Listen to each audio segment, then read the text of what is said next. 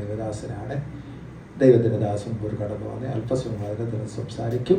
പ്രാർത്ഥനയോടുകൂടി ആയിരിക്കാം. ദൈവം നമ്മെ അനുഗ്രഹിക്കട്ടെ.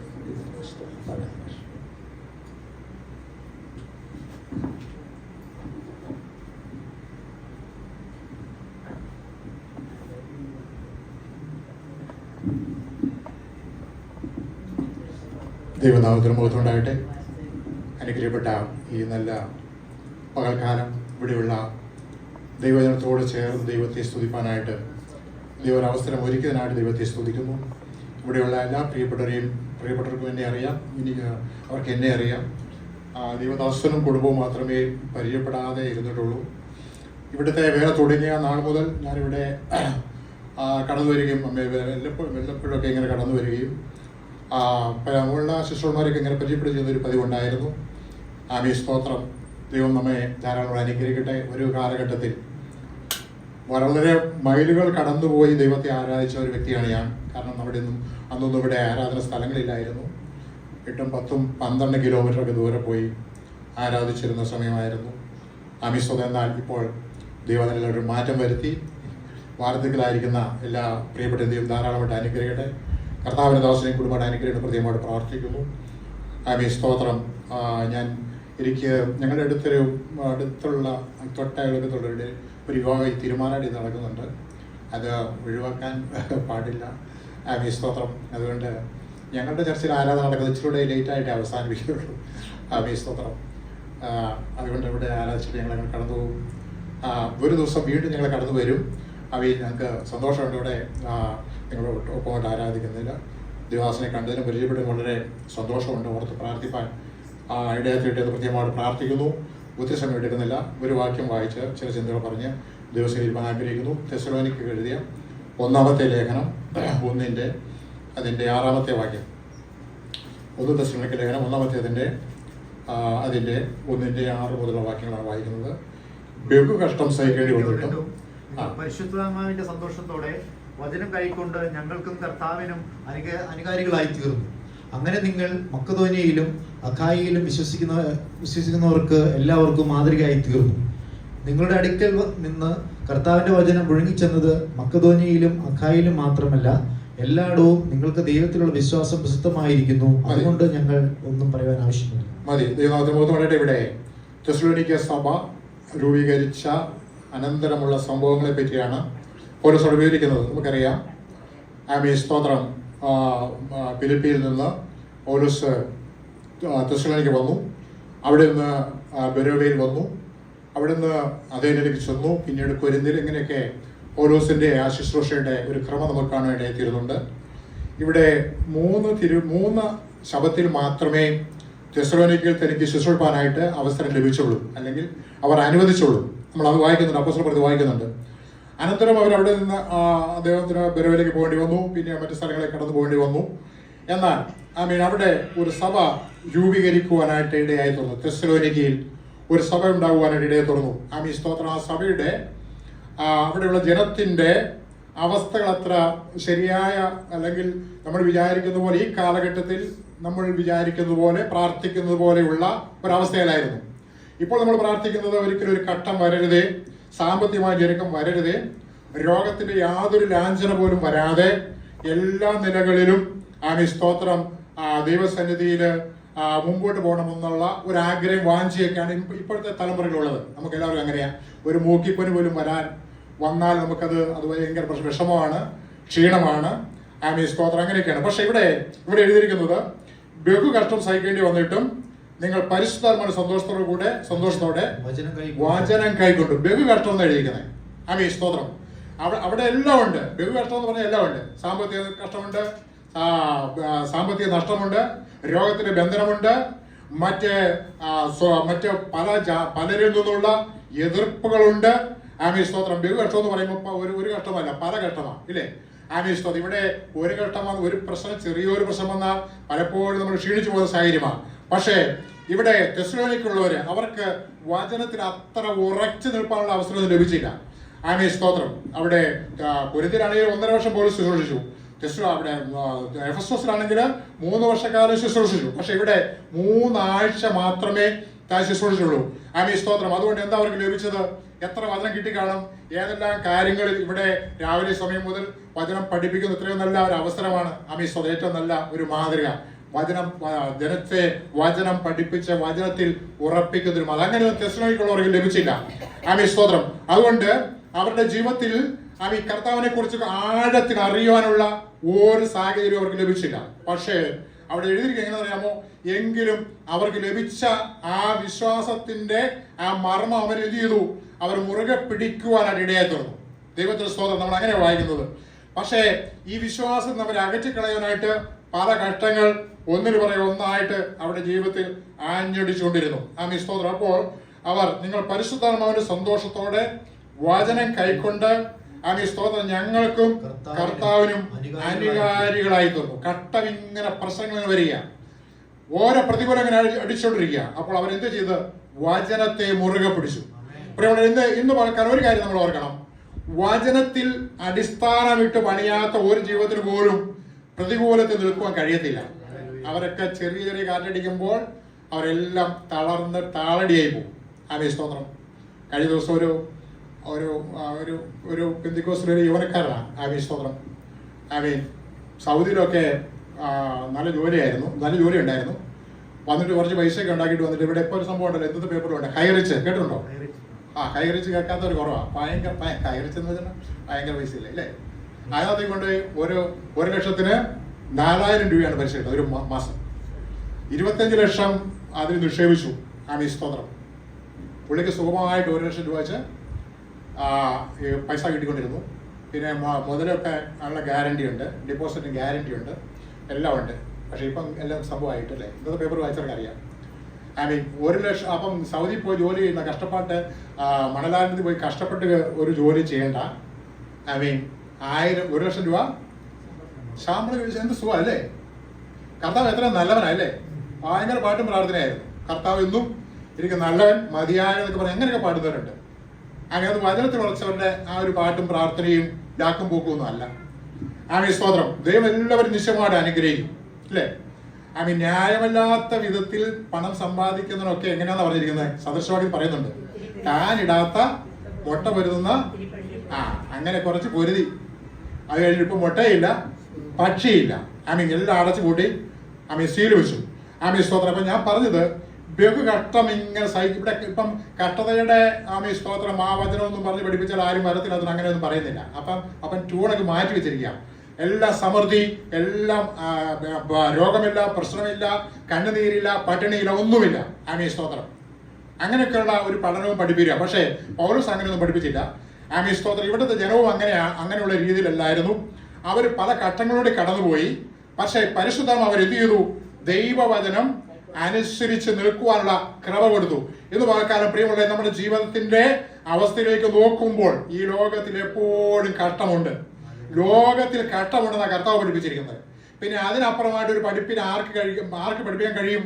ലോകത്തിൽ നിങ്ങൾക്ക് കഷ്ടമുണ്ട്, നമുക്ക് പ്രതികൂലമുണ്ട്, എന്നാൽ അതിനെല്ലാം ജയിപ്പാനായിട്ട് ദൈവം നമുക്ക് കൃപ നൽകിയിട്ടുണ്ട്. പരിശുദ്ധാത്മാവ് നമുക്ക് നൽകപ്പെട്ടിരിക്കുന്നത് ഇതിനെ മധ്യത്തില് കർത്താവിനോട് ചേർന്ന് ഈ മരുഭൂമി യാത്രയില് ദൈവത്തിന് വേണ്ടി ജീവിക്കാനുള്ള ആ ഒരു അവസരം നമുക്ക് നൽകിത്തരും. പ്രാർത്ഥിക്കുന്ന ജനത്തെന്നാണ് ദൈവത്തിന്റെ വചനം നമ്മെ പഠിപ്പിക്കുന്നത്. അപ്പോൾ വചനം കൈക്കൊണ്ടു. 2, ഞങ്ങൾക്കും കർത്താവിനും അനുകാരികളായി തീർന്നു. ആമീൻ, സ്തോത്രം. അനുകാരികളായി തീർന്നു. 1, കർത്താവിന് അവർക്ക് ഏറ്റവും പ്രിയ മക്കളായി തീർന്നു. 2, അവരെ നടത്തിപ്പുകാർക്ക് അല്ലേ? ആമീൻ, സ്തോത്രം. അനുകാരികളായി തീർന്നു. മാതൃകയുള്ളവരായി തീർന്നു. മാതൃകയുള്ള ജീവിതം നയിക്കുന്നവരായി തീർന്നു. അടുത്തതായിട്ട് അവിടെ എഴുതിയിരിക്കുന്നത് നിങ്ങളുടെ സ്തോത്രം, അങ്ങനെ നിങ്ങൾ മക്കതോനിയയിലും അഖായയിലും വിശ്വസിക്കുന്ന എല്ലാവർക്കും മാതൃക. ആമീൻ, സ്തോത്രം. നല്ലൊരു മാതൃക കർത്താവ് നമ്മെ കുറിച്ച് ആഗ്രഹിക്കുന്നുണ്ടല്ലോ. ആമീൻ, സ്തോത്രം. വിശ്വാസത്തിൽ വന്നിട്ട് നമ്മുടെ ജീവിതത്തെ ആമീൻ, സ്തോത്രം എങ്ങനെ നയിക്കുന്നു എന്നുള്ളൊരു മാതൃക. എല്ലാത്തിനും മാതൃകയില്ലേ ഇല്ലേ? പെന്തിക്കോസ്തുകാർക്ക് ഒരു മാതൃകയുണ്ട്, ദൈവവചനം അനുസരിക്കുന്ന ഒരു മാതൃകയുണ്ട്. ഇവിടെയൊക്കെ അതൊക്കെ ദൈവദാസൻ വചനത്തിൽ കൂടി രാവിലെ അതെല്ലാം പഠിപ്പിച്ചു. നടക്കേണ്ട ഒരു വഴി, ഒരു മാതൃക, എല്ലാത്തിനും മാതൃക. തെസ്സലോനിക്കയുള്ളവര് അവരെന്ത് ചെയ്തു? ആ മാതൃകയിൽ കൂടി തന്നെ നടന്നു. അങ്ങനെ അവർ എന്ത് ചെയ്തു? മക്കതോനിയയിലും ആഖായയിലും വിശ്വസിക്കുന്ന എല്ലാവർക്കും മാതൃകയായി തീർന്നു. നിങ്ങളുടെ അടുക്കിൽ നിന്ന് കർത്താവിന്റെ വചനം മുഴങ്ങിച്ചെന്നത് മക്കദോനിയിലും. അങ്ങനെ അവർ നടന്നപ്പോഴല്ലോ ആ വചനം എന്ത് ചെയ്തു? മുഴങ്ങി ചെല്ലുവാനായിട്ട് ഇടയുന്നത്. എവിടെയൊക്കെ ചെന്നത്? പൊഴിയുന്നത് മക്കദോനിയിലും ആഖ്യായിലും മാത്രമല്ല എല്ലായിടവും എന്ന് വെച്ചാൽ ആ കാലഘട്ടത്തിലുള്ള അവരെ കൊണ്ട് കഴിയാവുന്ന ഇടങ്ങളിലെല്ലാം സ്തോത്രം ഈ തെസ്സലോനിയിലുള്ള വിശ്വാസികളുടെ സാക്ഷ്യം പരക്കുവാനായിട്ട് ഇടയായിത്തീർന്നു. സ്തോത്രം. അതിനൊരു മാതൃകയുണ്ട്. സ്തോത്രം. അവരുടെ മാതൃകാ ജീവിതം അവർ നേരത്തെ മാതൃകയില്ലാത്തവരൊക്കെയായിരുന്നു. നമ്മൾ കൊരിന്ത്യരിൽ പറയുമ്പോൾ പൗലോസിനോട് രാത്രിയിൽ ദൈവത്തിന്റെ ദൂതൻ ഇങ്ങനെ പറയുന്നുണ്ട്, നീ എന്ത് ചെയ്ത? നീ ഒരിക്കലും മൗനമായിട്ടിരിക്കുന്നു, പ്രസംഗിക്കണം. സ്തോത്രം. നീ ഒരിക്കലും മൗനമായിട്ട് ഇരിക്കരുത്. ഈ പട്ടണത്തിൽ എനിക്ക് വളരെ ജനമുണ്ടെന്നാ പറഞ്ഞത്. അവിടെ അതായത് സ്തോത്രം കൊരിന്ത്യര് പൗലോസ് ശുശ്രൂഷയാൽ വളരെ ജനം രക്ഷിക്കപ്പെടേണ്ടി തീർന്നു. അതുകൊണ്ട് പൗലോസിന്റെ ദൈവത്തിന്റെ ആത്മാവ് പറഞ്ഞു, നീ എന്ത് ചെയ്യരുത്? മൗനമായിട്ടിരിക്കരുത്. അപ്പോൾ ദൈവത്തിന്റെ ഒന്നാമതായിട്ട് ദൈവനാമത്തിന് വേണ്ടി ചെയ്യേണ്ടതാണ് സ്തോത്രം. ഒന്ന്, വിശ്വസിച്ചവർക്ക് ഒരു നല്ല സാക്ഷ്യം ഉണ്ടായിരുന്നു, അല്ലേ? സാക്ഷ്യം. പെന്തിക്കോസ്തിന്റെ ആ അനുഭവം എന്ന് പറയുന്നത് നല്ല സാക്ഷ്യം. ജീവിതത്തില് സ്തോത്രം ആ സാക്ഷ്യമാണ് അനേകർ ഇതിലേക്ക് ആകർഷിക്കുന്നത്. അല്ലാതെ മറ്റ് പുറമേയുള്ള യാതൊന്നുമല്ല. നമ്മളിപ്പം പലതും ദൈവം ഞങ്ങളെ അനുഗ്രഹിച്ചു എന്ന് പറയുന്നതിനു വേണ്ടി ദൈവമേ ഞങ്ങളുടെ ജീവിതത്തിന്റെ നിലവാരത്തിന് ഒത്തിരി മാറ്റം പറയുമെന്ന് പ്രാർത്ഥിക്കാറില്ലേ? ഞാനും പ്രാർത്ഥിക്കാറുണ്ട്. എന്താ? ഏത് മാറ്റം? സാമ്പത്തികമായിട്ട് ഉന്നതമായ മാറ്റം. എന്തിനു വേണ്ടിയാ? അടുത്തുള്ളവർ കണ്ടിട്ട് പെന്തിക്കോസിൽ പോയിട്ട് സ്തോത്രം ഇവൻ എന്തില്ല, പരാജയം വന്നില്ല എന്നറിഞ്ഞ് സ്തോത്രം ദൈവത്തെ അറിയണം. അങ്ങനെ ആരെങ്കിലും അറിയോ? എനിക്ക് തോന്നുന്നില്ല. നമുക്കൊരു സാമ്പത്തികമായ നേട്ടം വന്നത് കൊണ്ട് അത് ആൾക്കാർ പറയുമ്പോൾ അമേരിക്കയിൽ പൈസ കിട്ടിയെന്ന് പറയില്ലേ? അങ്ങനെ കിട്ടാതിരിക്കുന്നത് ആൾക്കാർ പറയും അവന് രഹസ്യത്തിൽ സ്തോത്രം. കഴിഞ്ഞ പ്രാവശ്യം തിരുവനന്തപുരത്ത് ഇവിടെ ഇലക്ഷന്റെ തലേ ദിവസം പാസ്റ്റർമാർക്ക് പൈസ മേടിച്ചു എനിക്കറിയത്തില്ല കേട്ടോ. സ്തോത്രം. അതൊക്കെ പെട്ടെ ഇതൊന്നും പറഞ്ഞ കാര്യമില്ല. 5000 രൂപ മേടിച്ചെന്നാണ് പറയുന്നത്. എത്ര മേടിച്ചതെന്ന് എനിക്കറിയത്തില്ല, ഞാൻ കണ്ടില്ല. അപ്പൊ ഞാൻ പറഞ്ഞു അങ്ങനെ മേടിച്ച് പൈസയൊക്കെ വാങ്ങിച്ച് കാര്യങ്ങളൊക്കെ അങ്ങനെ അതൊന്നും അല്ല കാര്യങ്ങൾ എന്ന് പറയുന്നത്. അതായത് ഒത്തിരി പൈസ ഉണ്ടായിട്ട് പെന്തിക്കോസ് ഒരു മുഖത്തുണ്ടാവും. ഞാൻ അങ്ങനെ വലിയ ഒരു പൈസയുടെ വലിയതായിട്ട് അല്ലെങ്കിൽ അങ്ങനെയൊക്കെ കാര്യങ്ങളിട്ട് അതുകൊണ്ട് ദൈവനാമത്തിന് മുഖത്ത് ഉണ്ടാകുമോ? സ്തോത്രം. അതിനേക്കാൾ കൂടെ നല്ല സാക്ഷ്യമുണ്ട് ജീവിതത്തിൽ. നമ്മൾ നേരത്തെ പറഞ്ഞ ആത്മാവിന്റെ ഫലങ്ങളും അതുപോലെയുള്ള ജീവിതത്തിന്റെ ചര്യകളിൽ നോക്കി നിൽക്കുന്ന അനേക പ്രിയപ്പെട്ടവർ നമ്മളെ കണ്ടിട്ട് ഇവർ വാസ്തവമായിട്ട് ദൈവത്തെ ആരാധിക്കുന്ന ഒരു വ്യക്തിയാണെന്ന് ഒരു സാക്ഷ്യം. അതാ സാക്ഷ്യം. അല്ലാതെ ഒത്തിരി പൈസ ഉണ്ടായിട്ട് ബാങ്ക് ബാലൻസ് ഉണ്ട് അവയെല്ലാം നന്നായിട്ട് പോകുന്നു എന്നുള്ളതല്ല. ദൈവത്തിന് വേണ്ടി ബഹുകഷ്ടം. ഇവിടുത്തെ അവരുടെ അടിസ്ഥാനം എന്ന് പറയുന്നത് ബഹുകഷ്ടമാണ്. കഷ്ടതയില് ദൈവനാമത്തിന് വേണ്ടി മാത്രമേ അവർ പറഞ്ഞുള്ളൂ. സ്തോത്രം. അവിടെ വായിൽ നിന്ന് എന്റെ ദൈവമേ വിശ്വാസി വന്നിട്ട് എന്നും പ്രശ്നമാണെന്നും പറഞ്ഞില്ല. കട്ടസംഖ്യയുടെ വന്നിട്ട് കർത്താവ് നാമത്തെ ഉയർത്തി. സ്തോത്രം. അവരുടെ ആ സാക്ഷ്യം യേശു പാപികളെ രക്ഷിക്കുന്നെന്ന് മറ്റുള്ളവർക്ക് മനസ്സിലാകത്തക്ക നിലകളിൽ അവരുടെ ജീവിതത്തിന്റെ ലാക്കും പോക്കും അതുപോലെയായിരുന്നു. സ്തോത്രം. അതുകൊണ്ട് ദൈവസ്ഥലം എന്ത് ചെയ്തു? അവർ ഏറ്റവും അനുഗ്രഹിക്കപ്പെട്ടവരായിട്ട് നിലനിൽക്കുവാനായിട്ട് ഇടയായി തീർന്നു. പ്രിയമുള്ള ഇന്ന് പലക്കാലം എന്റെ വാക്കുകൾ ഞാൻ ഒത്തിരി നീട്ടുവാൻ ആഗ്രഹിക്കുന്നില്ല. നമുക്കെല്ലാം ഒത്തിരി സാക്ഷ്യങ്ങൾ പറയാനുണ്ട്. സ്തോത്രം. എന്നാൽ ദൈവത്തിന്റെ സന്നിധിയിൽ കടന്നു വന്ന നമ്മെ കുറിച്ച് ദൈവം ആഗ്രഹിക്കുന്നത് സ്തോത്രം എന്താണെന്നറിയാമോ? കട്ടതയിൽ നമ്മൾ ദൈവത്തിന്റെ നാമത്തെ ഉയർത്തണം. പ്രതികൂലത്തിന്റെ മധ്യത്തിൽ പതറിപ്പോകാതെ ദൈവത്തിന് വേണ്ടി ഒരു സാക്ഷ്യത്തിൽ നിൽക്കുവാനായിട്ട് ഇടയത്തണം. അത് ഓരോരുത്തർക്കും വ്യത്യസ്തമായ നിലകളിലാണ് അവർക്ക് കഷ്ടം വരുന്നത്. ചിലർക്ക് സാമ്പത്തികമായ ഞെരുക്കമായിരിക്കാം. നാളുകളായിട്ട് ദൈവത്തെ ആരാധിച്ചിട്ടും സാമ്പത്തികമായിട്ട് ഒരു പുരോഗതി ഇവിടെ ഒത്തിരി പ്രിയപ്പെട്ടവരുണ്ട്. സ്തോത്രം. എന്ന് വെച്ചുകൊണ്ട് അവരുടെ ആത്മീയ ജീവിതത്തിന് എന്തെങ്കിലും തയ്യാറുകൊണ്ട് ഒരുപക്ഷെ ആയിരിക്കത്തില്ല. ദൈവം അവർക്ക് വെച്ചിരിക്കുന്ന ഒരു അവസ്ഥ അത് തന്നെ ആയിരിക്കാം. അങ്ങനെ തന്നെ മുൻപോട്ട് പോയി ദൈവം അവരുടെ ആ നിത്യതയിൽ അവരെ എത്തിക്കുക എന്നുള്ള ഉദ്ദേശമായിരിക്കും അതിനെ കുറിച്ചുള്ളത്. സ്തോത്രം. എന്നാൽ മറ്റു ചിലർക്ക് അവരുടെ ചിലപ്പോൾ അത്രമാത്രം കഷ്ടതയൊന്നും ഇല്ലായിരിക്കാം, പ്രതികൂലമൊന്നും. അതൊക്കെ ദൈവത്തിന്റെ അവരവർക്ക് സഹിപ്പാനുള്ള അതനുസരിച്ച് മാത്രമേ പരീക്ഷകൾ നൽകത്തുള്ളൂ എന്ന് നമുക്കവിടെ കാണുവാൻ ഇടയാക്കുന്നുണ്ട്. ദൈവത്തിന് സ്തോത്രം. അതുകൊണ്ട് ദൈവസന്നിധിയിൽ മാതൃക ഉള്ള സ്തോത്രം ഒരു വിശ്വാസിയായിട്ട് ഞാനും നിങ്ങൾ നിൽക്കുന്നുവെങ്കിൽ നമുക്ക് തല ഉയർത്തി എന്ത് ചെയ്യാൻ പറ്റും? സുവിശേഷം പറയുവാനായിട്ട് കഴിയും. സ്തോത്രം. ഞാനിവിടെ സ്തോത്രം. ഞാനൊരു 10-45 വർഷമായിട്ട് വിശ്വാസില ഇവിടെ ഈ നാട്ടിൽ ഇങ്ങനെ വന്നതാണ്. ഞാൻ പറഞ്ഞില്ലേ, അന്നിവിടെ കൂത്താട്ടുകുളത്ത് മാത്രമേ ഒരു ചർച്ച ഉള്ളൂ. അതും അങ്ങ് അറിയപ്പെടുന്നൊന്നുമില്ല. പിന്നെ പാമ്പാക്കുട ലൈഫിസ്റ്റുണ്ട്, പിന്നെ പാലച്ചോട്ടയിലുള്ളൂ. അതുകൊണ്ടാണ് അന്ന് അവിടേക്ക് ഇങ്ങനെ കറങ്ങി നടന്നതാണ് ഒത്തിരി നാളുകൾ. അതെ, 8-10 മൈലുകളൊക്കെ ഉണ്ട് ഇങ്ങനെ ആരാധനയ്ക്ക് പോകണമെങ്കിൽ. സ്തോത്രം. അപ്പോൾ അതിനൊക്കെ എത്രയോ വ്യത്യാസം വന്നില്ലേ? അപ്പം അങ്ങനെ സ്തോത്രം. ഒത്തിരി അടുത്ത വേലകള് പ്രവർത്തനങ്ങൾ, എല്ലാ കൂട്ടായ്മകളും ഉണ്ടായി. ഞാനിങ്ങനെ ചിന്തിക്കുകയാണ്, ഇത്രമാത്രം ഇവിടെ ഇവരെല്ലാവരും പറഞ്ഞു, നാളെ ജോലി കണ്ടുപോഴും പറഞ്ഞു, ഒരു ദിവസം കൊണ്ട് വരാൻ പറഞ്ഞു. എനിക്ക് വരാൻ സന്തോഷം. ഞാനിങ്ങനെ ഒരു സ്ഥിരം ആരാധനയ്ക്ക് പോകുന്ന ഒരു സ്ഥലത്തേക്ക് പോകുക ഒരു സന്തോഷം. സ്ഥിരം ചായ കുടിക്കുന്ന ചായക്കടയില്ലേ, പണ്ട് കാരണവർക്കറിയാം, പണ്ട് ഈ ഒരു കടയിൽ, ഇപ്പോഴല്ല, ഭയങ്കര ഈ റെസ്റ്റോറൻ്റ് ഒന്നുമല്ല, ചെറിയ ചായക്കടയിൽ പോയിട്ട് ഒരു സ്ഥലത്ത് പോയിട്ട് അവിടെ സ്ഥിരം ഇരിക്കുന്ന ഒരു സ്ഥലമുണ്ട്. ഇടത് ദിവസത്തെ ഇരുന്ന വേറെ ആളിരുന്ന ആ പുള്ളിക്ക് ഇഷ്ടപ്പെടില്ല. ആ പിടിച്ച് മാറിക്കാൻ പറഞ്ഞിട്ട് അവിടെ എന്ന് പറഞ്ഞ പോലെ എനിക്ക് അങ്ങനെ ഇരുന്ന് ആരാധിക്കുന്നതാണ് ഇഷ്ടം. ആമീശോ എന്ന് വെച്ചാൽ സ്ഥിരം ആരാധിക്കുന്ന ഒരു സ്ഥലത്ത് പോകാന്നുള്ളതാണ്.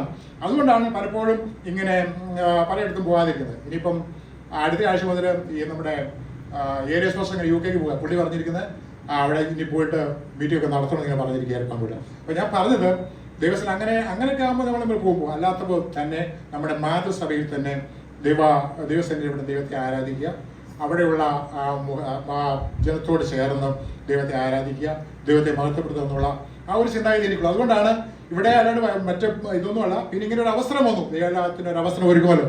അപ്പോൾ ഇവിടെയുള്ളവരൊക്കെ അറിയാം, ദൈവദാസൻ ഒന്ന് പരിചയപ്പെട്ട് ജസ്റ്റ് ഒന്ന് പോകാം എന്നുള്ള ആ ചിന്തയിലാണ് ഞങ്ങൾ ഇവിടെ കടന്നു ദൈവത്തെ ആരാധിച്ചത്. അതുകൊണ്ട് ഞങ്ങളെ ഓർത്തും നിങ്ങൾ പ്രത്യേകമായിട്ട് പ്രാർത്ഥിക്കും. നമ്മളെല്ലാം ഒരേ അപ്പത്തിൻ്റെ അംശങ്ങളും ഒരേ ശരീരത്തിൻ്റെ അവയവങ്ങളുമാണ്. നാം എല്ലാവരും ഒരേ ദൈവത്തെ ആരാധിക്കുന്നു. വിശ്വാസം ഒന്ന്, സ്നാനം ഒന്ന്, പ്രത്യാശ ഒന്ന്, അവൻ കർത്താവ് വരുമെന്നൊക്കെ ദൈവത്തിൽ പറയുന്ന പോലെ നമ്മൾ ഏത് ഡിനോമിനേഷൻ ആണെങ്കിലും എല്ലായിടങ്ങളിലും ഒരുപോലെയുള്ള ഒരേ വിശ്വാസത്തിന്റെ അവസ്ഥയിൽ തന്നെ നമ്മൾ പോകുന്നവരാണ്. അതുകൊണ്ട് ഞങ്ങളെ ഓർത്ത് പ്രത്യേകമായിട്ട് പ്രാർത്ഥിക്കണം. കർത്താവ് ആഗ്രഹിക്കുന്ന പോലെ തന്നെ ദൈവത്തിന് വേണ്ടി ആമേ ശക്തമായി ഒരു സാക്ഷ്യം വഹിച്ച് മുമ്പോട്ട് ആഗ്രഹിക്കുന്നു. ഇപ്പോൾ ഈ ചൂട് ഒത്തിരി വർദ്ധിച്ചുകൊണ്ട് നമുക്കിങ്ങനെ ഈ ട്രാക്ടറുകൾ വിതരണം ചെയ്യാനും ഭവനങ്ങൾ സന്ദർശിക്കാൻ കഴിയുന്നില്ല. കാരണം അതൊരു ഇത്തിരി കാലാവസ്ഥ പ്രതികൂലമായില്ല. അല്ലെങ്കിൽ ഞങ്ങളുടെ പരിപാടി എന്ന് പറയുന്നത് അത് തന്നെയാണ്.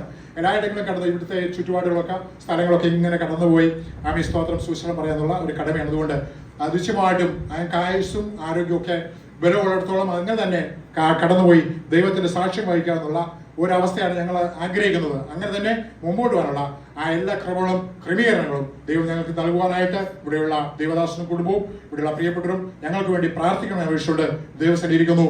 ദൈവമായ കർത്താവ് ഈ വചനങ്ങൾ നമ്മെ അനുഗ്രഹിക്കുമാറാട്ടെ.